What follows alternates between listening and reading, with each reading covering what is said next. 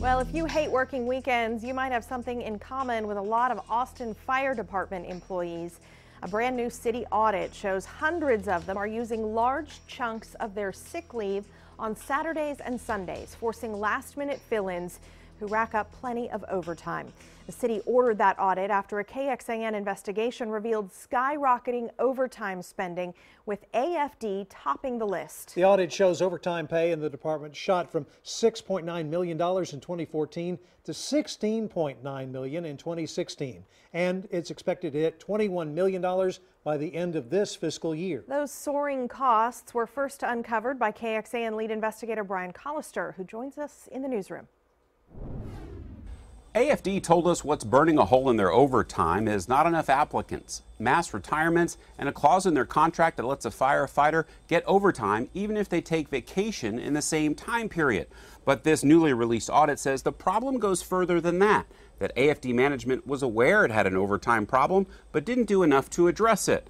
Also, it points out that AFD did point this out to the city council and the city manager, but the audit wasn't done until our investigation. So you're recommending that as city council members were set to go behind closed doors today to talk about ongoing contract negotiations with firefighters, there was a feeling that AFD's skyrocketing overtime could finally be brought under control, thanks to the city auditor's recent review. We really need to get to a point that we understand that the choices that we make in these public safety contracts not only affect our safety, they also affect the fiscal safety of our city and our ability to fund more cops on the street and more firefighters. Some of these changes, I think, can result in millions of dollars of savings and have no appreciable impact on the quality of our fire service, nor on the quality of life of our firefighters. I think this is a process matter that has just gotten out of control over the years. The audit notes opportunities to address rising overtime costs could include possibly allowing more civilian staff to assist with duties like dispatching calls, capping the pay rate when firefighters volunteer for overtime hours, and renegotiating changes to the firefighters' union contract when it comes to approved leave. The Firefighter Association is supportive of that, and we're going into negotiations right now about that.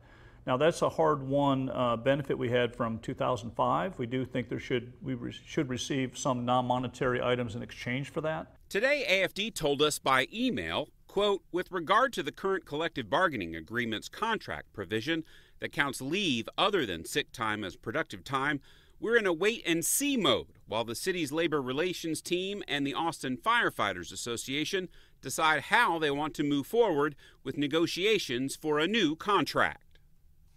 This audit does point out that AFD using overtime to make up for positions they don't have filled is not unusual. Many fire departments around the country and the state do the same thing, but it points out that many of those departments do a much better job of controlling their overtime. Brian Collister, KXAN Investigates.